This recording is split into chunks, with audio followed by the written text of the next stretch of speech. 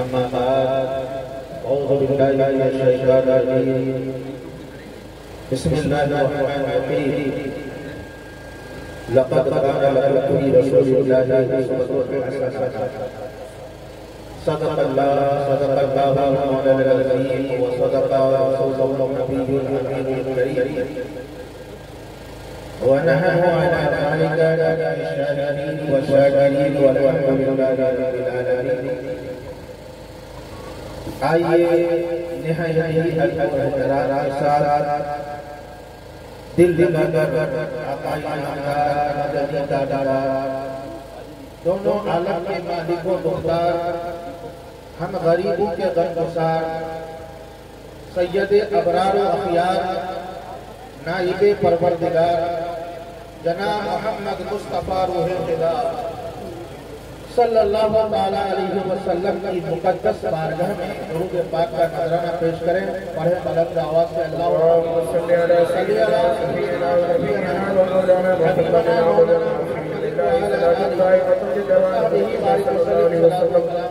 या रसूल अल्लाह। नबी और आले नबी पर एक बार और मोहब्बत से पढ़ें।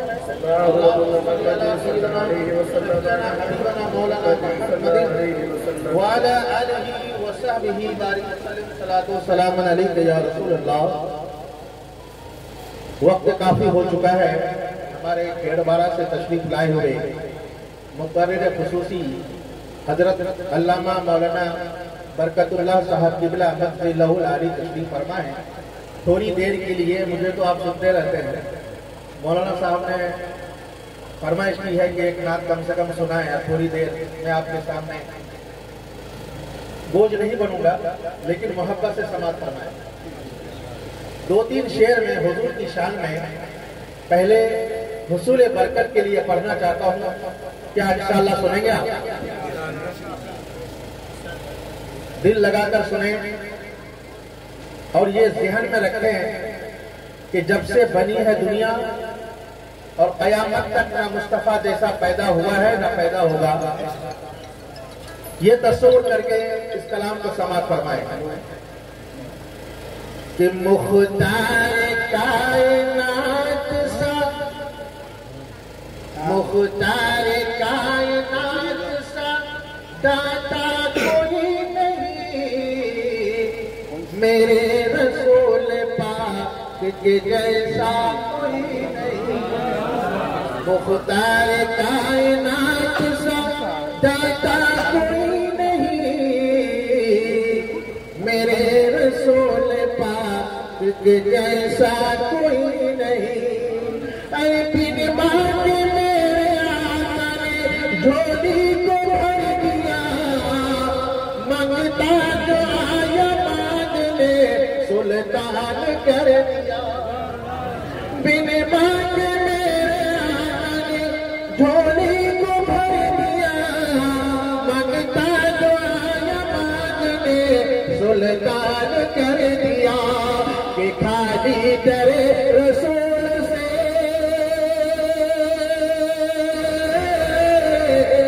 खाली डरे रसूल से लौटा कोई नहीं, मेरे रसूल पाक के जैसा कोई नहीं।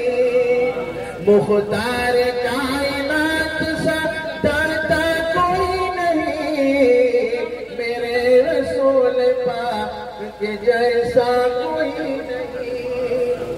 हजरत फारूक आजम के वाक़या को सामने रखकर ये सुर सुने, इंशाअल्लाह जरूर मजा आएगा।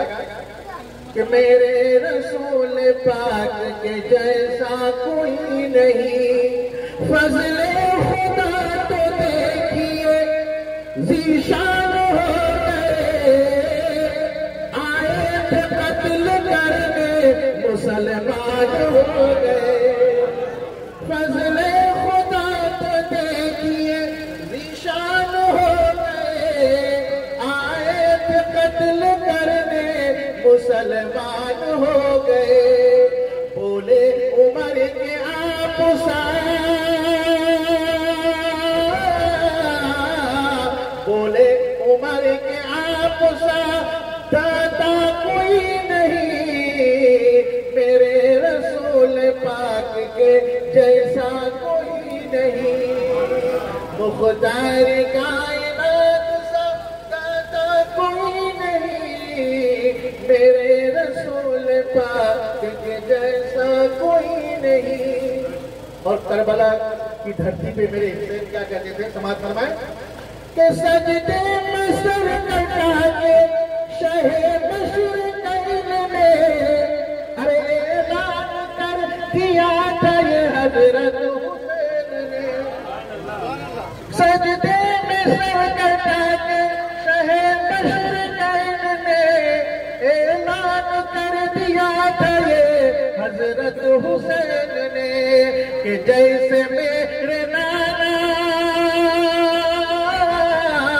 कि जैसे मेरे नाना है वैसा कोई नहीं, मेरे रसूल पाक के जैसा कोई नहीं। मुख्तार कायनात सा दाता कोई नहीं, मेरे रसूल पाक के जैसा कोई नहीं। एक बार पढ़े अल्लाहुम्मा सल्ली अला सय्यिदना व नबियना हबीबना मौलाना मुहम्मद व अला आलिहि व सल्लम सलातो या रसूलल्लाह। आपकी समाज बहुत बेहतर है और मोहतरम हजरात, ये जो महफिल सजाई गई है खान जी जमीर साहब की तरफ से, इस पुरफतन दौर में, इस हालात में, सोशल मीडिया और मूवीज के दौर में, लगन के साथ महफिल सजाना सबके बस की बात है, सबके बस की बात। ये खुशनसीब होते हैं और मुझे यकीन हुआ कि जमीर साहब का जमीर मरा नहीं है, जिंदा है। अगर जमीर मर जाता ना तो ये महफिल लगन के साथ नहीं सजाते। अल्लाह तबारक व तआला उनके घर को आबाद रखे और ये शादी खाना आबादी को हमेशा शादाब और आबाद रखे और उनकी जायज तमन्ना को पूरी अता फरमाए। मेरे दोस्तानी मोहतरम, हुजूर गरीब नवाज से पूछा गया था कि हुजूर गरीब नवाज, उनके मुरीदों ने कहा कि आपको ये शान, ये अजमत, ये मर्तबे कैसे मिले, कहां से मिले? तो गरीब नवाज फरमाते हैं कि अदब की वजह से, अदब की वजह से मैंने अदब किया मोहब्बत के साथ और अपनी आंखों को हया कि ऐनक पहनाकर बुजुर्गाने दीन की खिदमत करता रहा। उनकी दुआओं का असर है जो मुझे ये शान मिली, इसलिए कि दुआ जो है तकदीर को बदल देती है। एक मजलूम आया था, बच्चे उनके पीछे पड़े थे, पत्थर मारते थे। गरीब नवाज आए, बच्चों को हटाया, इससे पत्थर मत मारिए, और बुजुर्ग को अपने कांधे में सीने से लगाया और अपने बाग में ले आया। गरीब नवाज का बाग अंगूर का बाग था। उस बुजुर्ग को बैठाया और बैठाने के बाद अंगूर तोड़ के लाया, खोशा को उनके सामने रखा। वो बुजुर्ग एक तरफ अंगूर को खाते हैं और उस बच्चे के चेहरे को भी देखते हैं। देखा कि इसकी पेशानी में नूरे मुस्तफा का जलवा टपक रहा है। गरीब नवाज मेहमान नवाजी कर दी और बच्चे पत्थर मार रहे थे और गरीब नवाज की उम्र भी 14-15 साल की, तकरीबन 14-15 साल की थी। गरीब नवाज मस्जिद को पहचानते हैं। उन्होंने खजूर अंगूर खाया और अपनी थैली से एक सूखी रोटी निकाला, अपनी जुबान पे रखा और गरीब नवाज को दिया कि बेटा इसे तू खा ले, तूने मुझे खिलाया है, मैं तुझे खिलाना चाहता हूँ। गरीब नवाज ने मोहब्बत के साथ वो रोटी के टुकड़े को खाया। गरीब नवाज के दिल में एक अजीब कैफियत जारी हो गई। गरीब नवाज की दिल की दुनिया बदल गई। चक्की पानी चक्की को और बागीचों को बेचा और उसकी रकम को 3/4 हिस्सा गरीबों में तकसीम कर दिया और इस्लाम की आबो बका के लिए, इस्लाम फैलाने के लिए निकल गया। तो मेरे दोस्तान मोहतरम, मोहब्बत से इस्लाम फैला है और इंशाअल्लाह इस्लाम गरीबों से फैला है और गरीबों में इस्लाम गरीबों से फैला है और गरीब फैलाने वाले असल मरकज तो मदीना है, लेकिन अताए मुस्तफा गरीब नवाज यहाँ आके करके और दुआ देते। सुनिए, मैं अले मोहब्बत की बात, गरीब नवाज और उनके चाहने वाले एक जगह बैठे हुए। आज भी देखिए, अभी आदमी आज अगर बच्चे कुछ पढ़ लिख लेते हैं स्कूलों में, अगर कुछ डिग्रियां हासिल कर ली तो वो बड़े को, अपने बाप को भी, बड़े भाई को भी, गांव के बुजुर्गों को भी जाहिल समझते हैं, उनका तजुर्बा और होता है। लेकिन जिसका कौन वफादारी का कौन होता है, वो बड़ों की हमेशा इज्जत क्या करता है। हुजूर सल्लल्लाहु अलैहि वसल्लम खुद फरमाते हैं, जिसने अगर बड़ों की इज्जत ना की और जिसने छोटे पर रहम ना किया, वो मुझ में से नहीं है, वो हम में से नहीं है। तो अदब बेहतरीन एक चीज है जो इंसान को, मेरे दोस्त मोहतरम, हजरत बिलाल को कौन नहीं जानता, काला कलोटा था, देखने को तो अच्छा नहीं था, चेहरा किया था, लेकिन दिल उजाला था। मोहब्बत से जब से हुजूर की बारगाह में कदम रखा, उनकी कदम दोषी की, तो वह बिलाल नहीं रहा, बल्कि हर देशों का इमाम बन गया। जो हुजूर की बारगाह में मोहब्बत से आता है, उनकी बारगाह में मोहब्बत से सलाम करता है, अदना होता है आला बना दिया जाता है, जो कचरा होता है समंदर बना दिया जाता है। गरीब नवाज उनके चाहने वाले बैठे हुए हैं। अचानक एक नौजवान लड़का जिनकी उम्र 15-16 साल की घोड़े पर सवार होकर आ रहा है, लेकिन वो बच्चा ने देखा कि सामने बुजुर्गान दीन बैठे हुए। घोड़े पर सवार होने वाला बच्चा ने कहा, इसलिए कि बुजुर्गान दीन का चेहरा ऐसा होता है ना, हुजूर फरमाते हैं जिसको देखने से खुदा याद आ जाए, जिसको देखने से खुदा याद आ जाए। वो बच्चा ने अदब किया, घोड़े से उतरा और अपने लगाम को पकड़ के आगे बढ़ा और बुजुर्गान दीन की बारगाह में आके अस्सलाम वालेकुम पेश किया, हाथों को चूमा। गरीब नवाज ने खुदा की बारगाह में दुआ की, ऐ रब्बे कायनात, उस वक्त तक इस नौजवान को मौत मत देना जब तक ये हिंदुस्तान का बादशाह, जब तक ये हिंदुस्तान का बादशाह न बन जाए। गरीब नवाज की दुआ अर्श इलाही से कबूल होती है। उसी बच्चे को दुनिया सुल्तान शमसुद्दीन अल्तमश के नाम से जानती और तो बच्चों, मेरे नौजवानों, बुजुर्गान दीन से दुआ लेने से तकदीर बदल जाती है। और ये आशिकाने मुस्तफा जो हुजूर के ऊपर मोहब्बत के साथ दरूद पढ़ते हैं। आजकल तो महफिल, मैं भी अक्सर यहाँ की बात नहीं कर रहा हूँ, अगर जहाँ महफिल मिलाद हो ना, वहाँ भीड़ भाड़ नहीं रहती। जहाँ अगर बैंड बाजा हो तो वहाँ बहुत ज्यादा भीड़ हो, नाच गाने की अगर महफिल हो बहुत ज्यादा, इसलिए कि उसके दिल से जो ना, उसके दिल से इस्लाम कभी मिटा है ना मिटेगा। इस्लाम को कभी खतरा नहीं है, मुसलमान को खतरा है। मुसलमान को खतरा इसलिए है वो मोमिने कामिल नहीं है, मोमिने कामिल नहीं है। वला तहज़नु व अंतुमुल आलौना इन कुंतुम मोमिनीन। अल्लाह ताला फरमाता है, ऐ मेरे बंदे, तुम हुज़्न मत करो, तुम गम मत उठाओ, हम तुम्हें मालिक कर देंगे, हम तुम्हें हाकिम कर देंगे, हम तुम्हें गालिब कर देंगे। लेकिन अल्लाह ने क्या शर्त रखी, व अंतुमुल आलौना इन कुंतुम मोमिनीन, तुम सच्चे मोमिने कामिल बनो। जब तक तुम मोमिने कामिल नहीं बनोगे, दर दर के ठोकर खाते रहोगे, दुनिया तुम्हें सताती रहेगी। लेकिन जिस दिन तुम मोमिने कामिल बन जाओगे, जमाना तुझे सलाम करता हुआ नजर आएगा, दुनिया छुट्टी नजर आएगी। कोई कहता है इस्लाम खतरे में है, नहीं, मैं कैसे के साथ कहता हूँ, इस्लाम खतरे में नहीं है। इस्लाम फलता है, फलता रहेगा, क़यामत का ये सूरज चमकता है, चमकता है। इसको गरीब नवाज ने फैलाया है। लेकिन आज जो हमारी हालात है, बाहर से फोन करते हैं किसी को जो महफिल में बैठा है, बताओ भाई महफिल खत्म हो गई, इधर उधर रोड में खड़े रहते हैं। अक्सर में देखा था, सलाम हो गया यानी खाने जाए, बस खाने के वक्त। नाराज मत होना मेरी बात से, तजुर्बा की बात बता रहा हूँ। एक सुन्नी ऐसे ही खाने के लिए बड़ा चालाक होता है, एक यहूदी और एक ईसाई। ईसाई किसे कहते हैं, यानी हजरत ईसा अलैहिस्सलाम के मानने वाले, हजरत मूसा के अलैहिस्सलाम के मानने वाले को यहूदी कहते हैं, और हुजूर सल्लल्लाहु अलैहि वसल्लम के मानने वाले को सुन्नी, हुजूर की उम्मत। ये तीन आदमी सफर कर रहे थे, ईसाई और यहूदी और सुन्नी सफर कर रहे थे। रमजान का वक्त था, तो रात शाम के टाइम में एक बूढ़ी माँ आती है, मुसाफिर को देख के हलवा का प्याला देती है, इसे खा ले। तो तीनों ने फैसला ये किया, ऐसा करते हैं ना कि हलवा बहुत कम है, किसी का भी पेट नहीं भरेगा, तो ऐसा करो ये हलवा रख दो, जो अच्छा खाब देखेगा ना वही हलवा खाएगा, वो अच्छा खाब देखेगा वही हलवा खाएगा। तीनों सो गए, हलवा रख दिया ऊपर। अब सुबह हुई, तीनों बैठ गए उठ के। यहूदी ने कहा मेरे भाई मेरा ख्वाब सुनो। कहा क्या ख्वाब है? कहा कि मेरा मूसा कलीमुल्लाह आए थे और मुझे उन्हें दूर पे शेर कराई। बताओ अच्छा ख्वाब है कि नहीं? हलवा का हकदार मैं हूं। तो ईसाई क्या बोला मूसा अलैहिस्सलाम के चाहने वाले, तुम्हारा ख्वाब तो क्या कुहे दूर में गए थे, जमीन से लगा हुआ वो पहाड़ है। मेरा ख्वाब सुनो, क्या क्या ख्वाब है? मेरा पैगंबर आए ईसा अलैहिस्सलाम और सातों आसमान पर ले गए, घुमाया। घुमाने के बाद मैं आसमान में उड़ के आया हूँ। बताओ ये ख्वाब कितना बड़ा है? हलवा का मालिक मैं हूँ। अब सुन्नी बेचारा को बोला तुमने क्या ख्वाब देखा?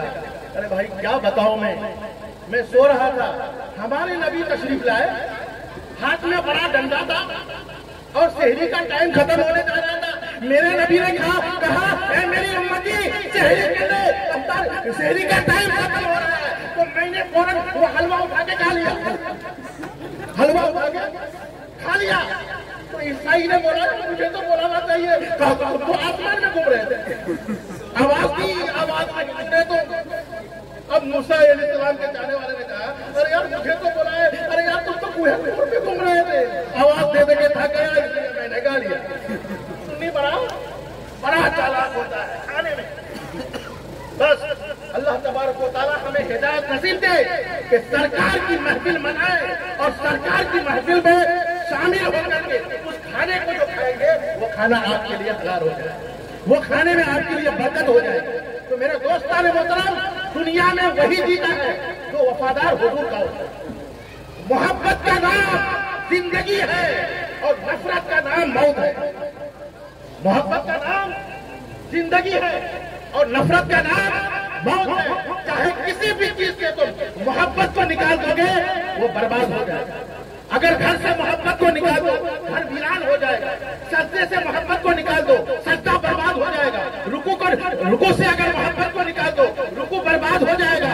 यानी हर चीज में मोहब्बत है और मोहब्बत रसूल कभी मरने नहीं देती है। मोहब्बत रसूल करने वाले, मोहब्बत हुजूर से करने वाले जब तक दुनिया में होते हैं यहाँ भी आबाद होते हैं, कब्र में भी जाते हैं वहाँ भी आबाद होते हैं, हश्र में भी जाएंगे उनकी पहचान के। लेकिन शर्त यह है कि हुजूर से मोहब्बत, सच्ची मोहब्बत करें। एक लास्ट वाकया के टाइम बहुत कम है, हजरत का खिताब होगा इंशाअल्लाह। लास्ट एक बच्चा, हुजूर का जमाना है, तवज्जो चाहूंगा। एक बच्चा और एक जवान के बारे में बोल के मैं सुने। मदीना शरीफ का वक्त है, जमाना है। मदीना शरीफ के जमाने में हुजूर सल्लल्लाहु अलैहि वसल्लम एक जंग की खबर हुई। हुजूर ने ऐलान कर दिया जंग में जाना है, तमाम लोग जमा। सिर्फ मैदान में तलवार चलाने का नाम जिहाद नहीं है, कलम से भी जिहाद किया जाता है और दिल से भी, नफ्स से भी जिहाद किया जाता है। कड़ाके की ठंडी हो, जोरदार ठंडी पड़ रही हो, रजाई के अंदर है, अजान हो रही है, नफ्स से कहता है सो जाए बड़ी ठंडी है। लेकिन मर्द मुजाहिद अपने नफ्स से कहता है जालिम तू मुझे सोने कहता है, नहीं मुझे खुदा की इबादत। खतरनाक धूप में, ऐसी धूप के कदम जल जाते हैं, पैर जल जाते हैं रेती में।